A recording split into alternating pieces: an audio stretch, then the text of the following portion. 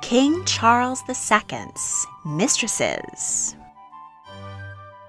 Thank you to PayPal Honey for sponsoring this video. Charles II, King of England, Scotland, and Ireland from 1660 to 1685, is one of the most notorious Lotharios in history.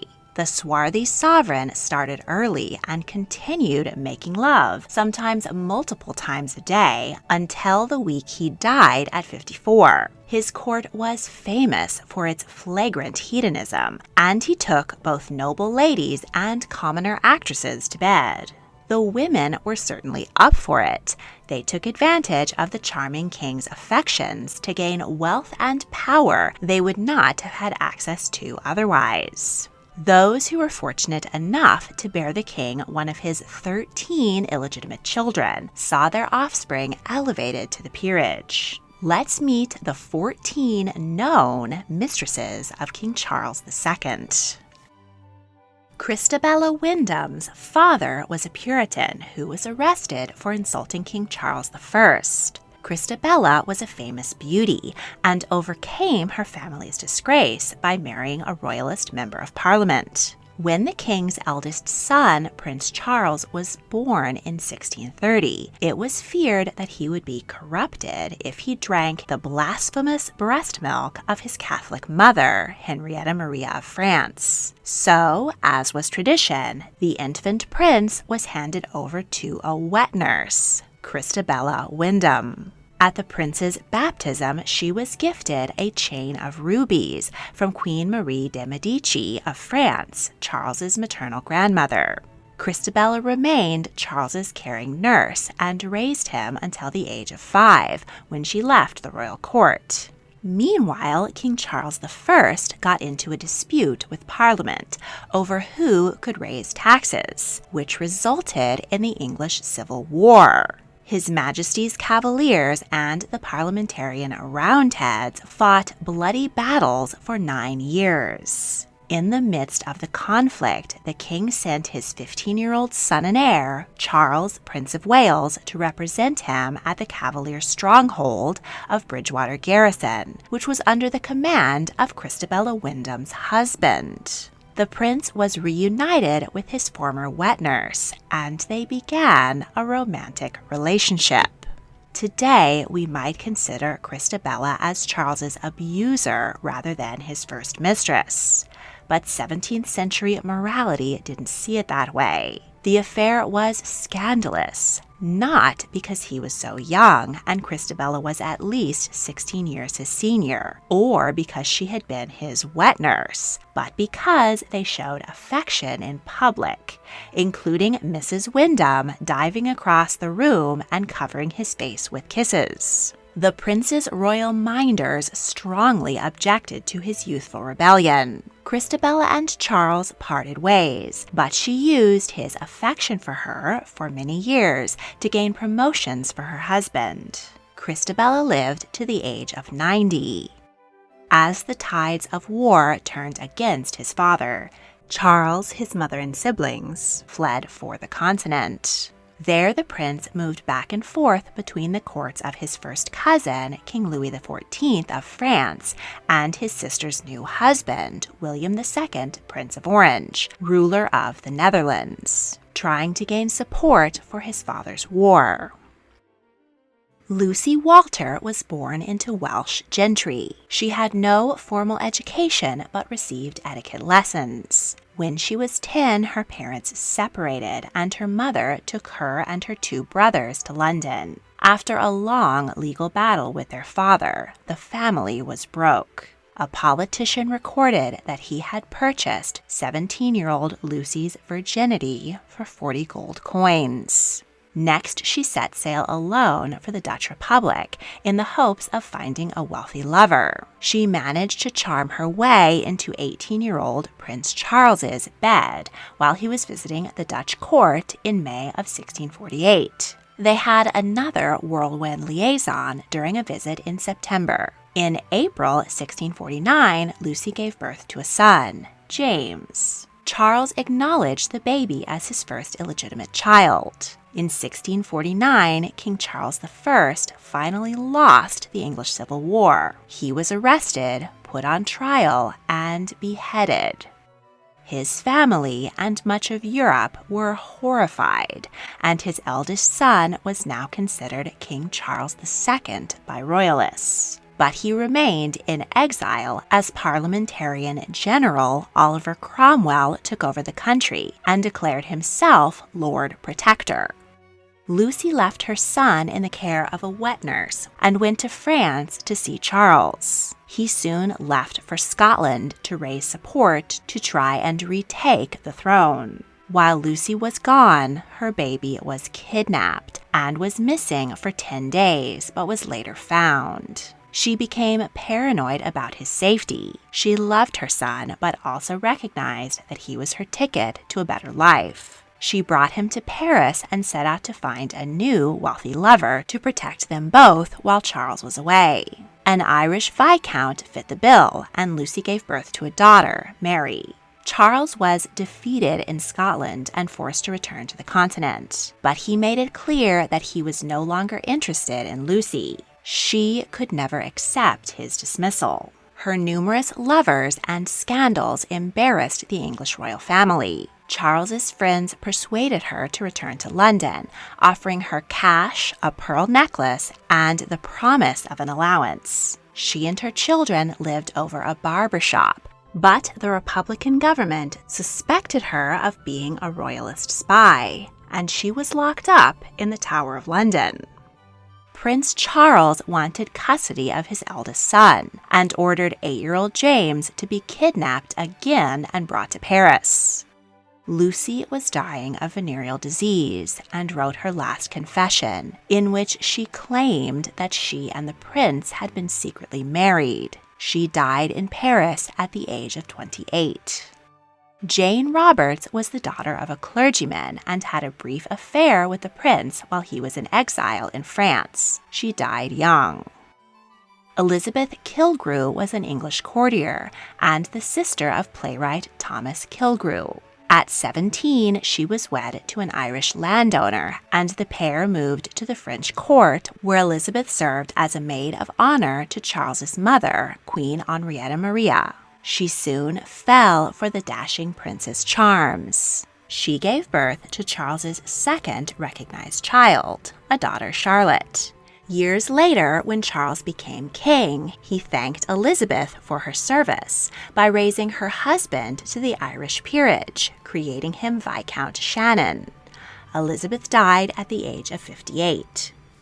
Catherine Pegg was the daughter of a Cavalier officer. He was captured in battle and his life was spared, but he and his family were sent into exile in Bruges. There, Catherine made the acquaintance of the exiled prince. They were on-off lovers for a handful of years, and she bore him 2 children, Charles and Catherine. By 1660, Catherine had returned to England, where she married a baronet, then disappeared from history. Barbara Villiers was born into a wealthy, noble family. Her father, a viscount, spent his considerable fortune outfitting a regiment in support of King Charles I. Had the king won the Civil War, the viscount would have been richly rewarded. But instead, he was killed in battle, and his family was left impoverished. While Barbara was growing up, her family would secretly toast the health of Charles, the king in exile, each year on his birthday. Barbara grew into a great beauty, tall, voluptuous, with masses of brunette hair, slanting, heavy-lidded violet eyes, alabaster skin, and a sensuous, sulky mouth. But her lack of dowry dampened her marriage prospects. She fell in love with the Earl of Chesterfield, but he left her to marry a wealthier woman. Instead, she wed Irish Catholic Baron Roger Palmer, and his father predicted that she would make him miserable.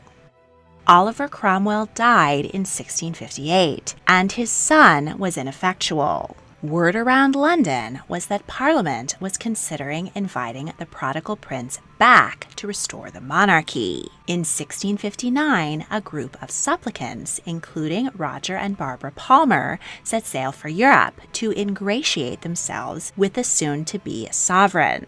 Barbara became Charles's lover and soon surpassed all others, becoming his maîtresse en titre, or chief mistress. When Charles returned triumphantly to England to retake the throne, Barbara was with him. The new king awarded Barbara 2 pennies on every pound of silver minted into coin, making her a very rich woman. And for looking the other way, he granted her husband the title of Earl of Castlemaine, with the stipulation that it would be passed down to Barbara's children, meaning the king's illegitimate offspring. Roger was miserable being cuckolded by the king, and he and Barbara separated. When Charles's new bride, Portuguese Princess Catherine of Braganza, arrived in England, Lady Castlemaine arranged to give birth to her second child by the king at Hampton Court Palace, while the newlyweds were there honeymooning. The king named Barbara Lady of the Bedchamber, his wife's chief lady-in-waiting. Queen Catherine fainted when she heard the news, and though she had little choice but to smile and put up with her husband's dalliances, Barbara and the queen feuded constantly in private. Barbara gave birth to 5 of Charles's children: Anne, Charles, Henry, Charlotte, and George. She was called the Uncrowned Queen and was notorious for her involvement in politics, extravagance, and temper.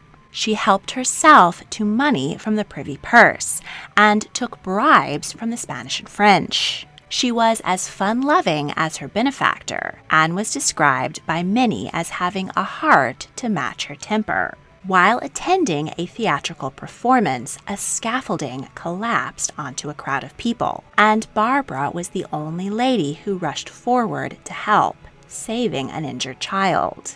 But after 5 years at the center of court, Barbara's influence over the king began to wane. In an attempt to win him back, Barbara converted to Catholicism, a faith Charles had long been enamored of. This did not improve Barbara's standing. The king remarked that he was interested in ladies' bodies, but not their souls. Charles granted Barbara Nonsuch Palace and created her Duchess of Cleveland in her own right as parting gifts. She gave birth to a daughter, Barbara, and named her Fitzroy, meaning child of the king, like her other children. But Charles refused to claim her, believing that she had been fathered by one of Barbara's other lovers. Her position as Lady of the Bedchamber was revoked, and she left court. But she continued to spend as though she still had royal patronage. She was soon forced to tear down Nonsuch Palace and sell it for bricks. She reconciled with the king, and he spent an evening enjoying her company a week before his death at the age of 54. The 45-year-old Duchess began an affair with an actor and gave birth to a 7th child. At 65, widowed Barbara married a handsome young army officer, but he turned out to be a fortune hunter who became violent when she cut off his allowance. She had him prosecuted for bigamy after she discovered that he had married an heiress 2 weeks before he wed her. Barbara died of dropsy at the age of 68. With so many mistresses running around, the king probably muddled their names from time to time and just called them by a few 17th century terms of endearment. Some pet names popular in the Stuart era, like cabbage, moppet, and duck, have fallen out of fashion. But others, like sugar, sweetheart, and darling, have been around since the Middle Ages and continue to be used today. Honey was first recorded as a term of endearment in the 1300s, so it's the perfect name for a shopping app that I love nearly as much as Charles II loved Barbara Villiers. PayPal Honey is the #1 shopping tool in America. It's a little button that sits at the top of your browser. Whenever you're about to buy something, Honey automatically searches for promo codes to help you save money. When there's a coupon, Honey finds discounts of 18% on average. It works on tons of shopping sites you're already using for clothes, shoes, video games, food delivery, and more. It's easy to use, and best of all, it's free. Add Honey to your browser today by going to joinhoney.com/teatime to help support my channel. And now back to history. Winifred Wells was a maid of honor to Queen Catherine. She was described as a big, splendidly handsome creature who dressed well, with the carriage of a goddess and the physiognomy of a dreamy sheep. Barbara Villiers jealously compared her to a goose. She gave birth during a New Year's Eve ball. The child was likely the king's, but he didn't claim it. He did grant Winifred £2,000 and later another $2,000 as a wedding present when she married one of his equerries. She remained in Queen Catherine's service for 7 years after the king's death.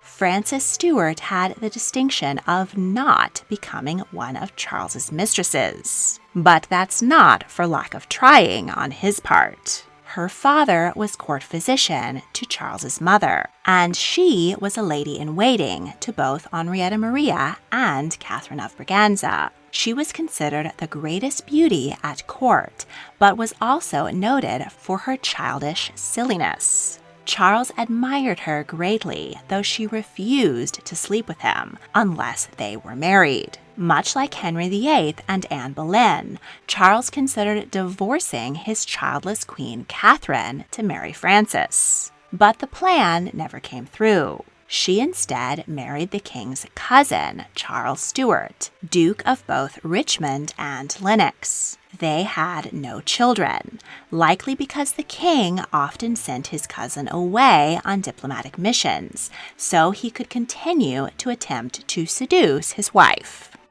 In 1669, Frances was infected with smallpox. She survived, but her beautiful face was disfigured. The king stopped trying to get her into bed, but they remained close friends. Frances Stuart died at 55.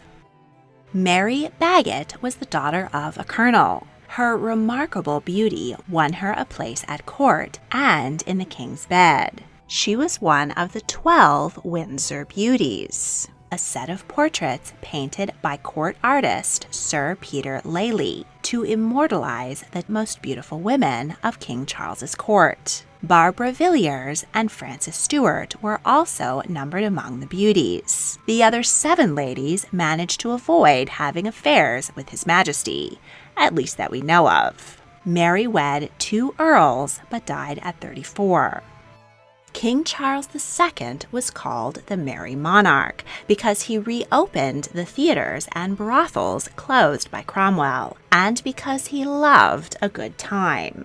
And that included trips to the theater. He had a brief affair with a famous singer known as Mrs. Knight. 2 other mistresses caught his eye while they were treading the boards. Nell Gwynn, christened Eleanor, was born to a single mother who ran a brothel. She may have worked there as a teenager. She and her sister were hired as orange sellers in the Theatre Royal, Drury Lane. They wore suggestive costumes and, in addition to vending fruit, were paid to deliver notes from wealthy patrons to solicit actresses backstage. Nell's beauty and wit made her a standout, and she was hired as an actress. Acting was a grueling job in those days. Because so few people could afford tickets, theaters had to mount 50 different productions in a 9-month season to keep material fresh, like scrolling through real-life Netflix.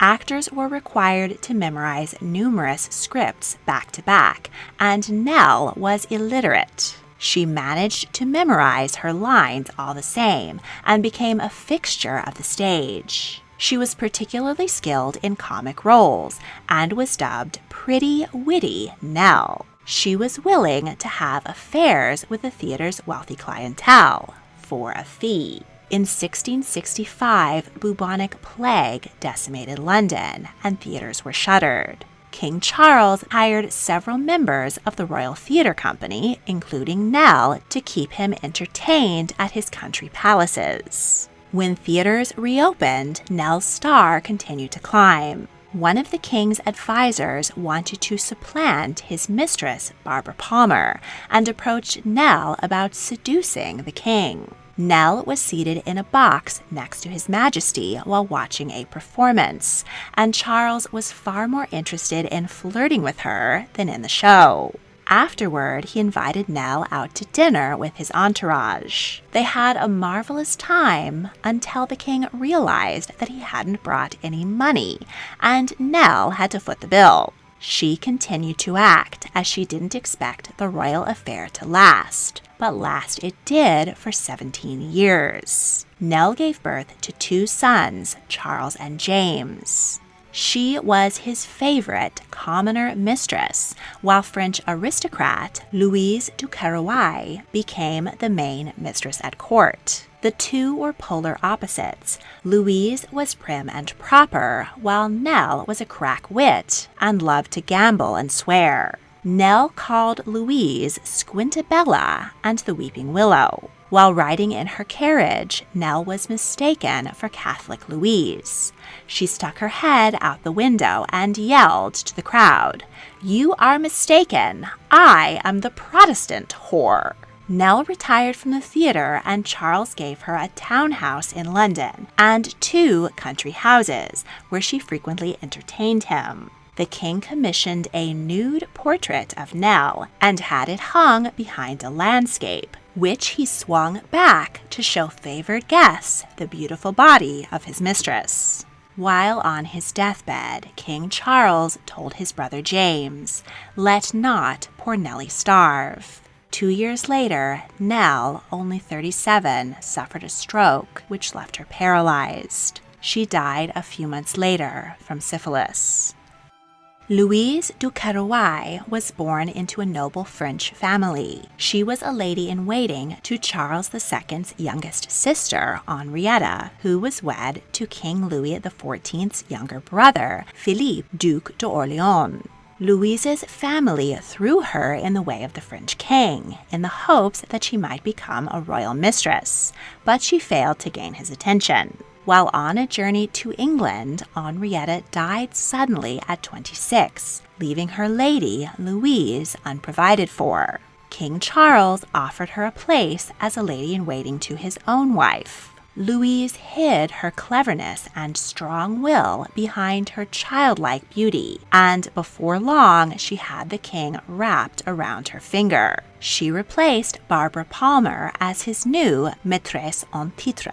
But while Barbara Palmer had been cruel to Queen Catherine, Louise was always respectful towards the Queen. Charles granted her incredible gifts, estates, and sums of money, made her son Charles Duke of Richmond and Lennox, and created Louise Duchess of Portsmouth in her own right.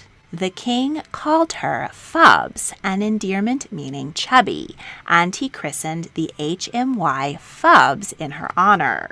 Louis XIV created Louise Duchess of Aubigny and sent her a pair of diamond earrings worth an astonishing sum, all in the understanding that she would promote French interests at the English court. For this, she was hated by the English. During the Popish plot, England fell into hysteria that Catholics were planning to take over the country. 22 people were executed, but Louise's kindness towards Queen Catherine finally paid off when it was the Queen who protected her from wrongful persecution. Louise had an excellent understanding of Charles's character and was able to hold her position for 14 years, as other mistresses came and went. On his deathbed, he instructed his brother, do well by Portsmouth. But during his reign, fervor against Catholics grew, and Louise was forced to flee to France, where she was supported by Louis XIV. She died in 1734, age 85. Mary Mall Davis was the illegitimate daughter of the Earl of Berkshire.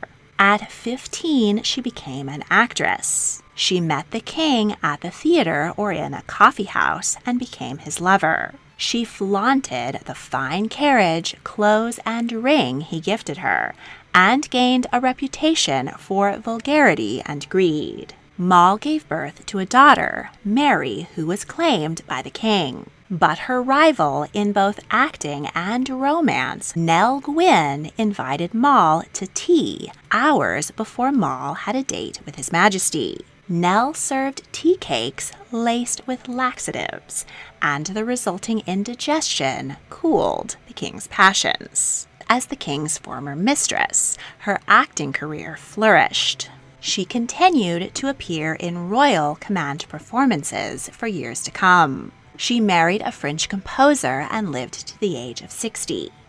Hortense Mancini was born in Italy. She and her 4 sisters were all renowned beauties at the court of Louis XIV.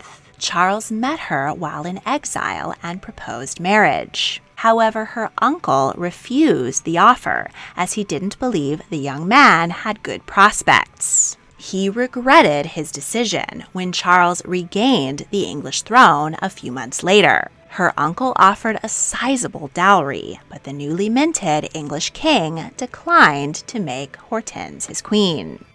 15-year-old Hortense was instead wed to Armand de la Meilleraye, one of the richest men in Europe, but the couple were miserable. Hortense was bright, social, and had love affairs with men and women. Armand was mentally unstable and so jealous that he locked his wife up in a convent. She escaped and had affairs with both King Louis and the Duke of Savoy, who gave her a house in the French Alps. When the Duke died, his widow turned Hortense out, and her husband seized her money. She set sail for England with the plan to seduce her former paramour, King Charles II. Her dark beauty and sleek sophistication won the admiration of the English court. She liked to dress as a man, and many ladies, including Queen Catherine, took to this fashion. Hortense briefly displaced Louise de Caraway, who became extremely jealous. But Hortense's promiscuity cooled the king's desires. She had an affair with Charles's own daughter by Barbara Palmer, 17-year-old Anne. The lesbian lovers had a fencing match in St. James Park, wearing only their nightgowns. Anne's husband sent her to a convent, and Charles dismissed Hortense, but granted her a house and a pension, and they remained friends. She had an affair with playwright Aphra Behn and was one of the first women to publish her memoirs. Hortense died at 53. Her jealous husband, Armand, was finally able to control her in death. He purchased her body from her creditors and carted it around with him. She was eventually laid to rest in the Mazarin family tomb. Elizabeth Jones was the eldest daughter of an Irish earl who was impeached for embezzling government funds. Her mother was an incredibly wealthy heiress, daughter of a governor of Barbados who had made a fortune in the slave trade. In her late teens, Elizabeth became one of King Charles's last mistresses. In 1684, she wed the Earl of Kildare. The nuptials netted the Earl an impressive dowry of £10,000. Elizabeth lived to 93 and was buried in Westminster Abbey. In 1685, a mysterious illness brought down the ever-virile 54-year-old king in less than a week, shocking his court. It is now suspected he suffered liver damage while experimenting with mercury as part of his chemistry hobby. Despite his lifelong lusty libido, the king didn't have a single legitimate child to take the throne. Queen Catherine had suffered 3 miscarriages, but bore no living children. This meant that Charles's heir was his younger brother James. But he was a Catholic and very unpopular. Many would rather see one of Charles's 13 illegitimate children on the throne instead. And in next week's video, we'll meet them. Don't want to wait to see the next episode? Patrons get exclusive early access to almost all of my multi-part series on Patreon early. If you would like to become a patron and help me make more fascinating history videos, check out the link in the description.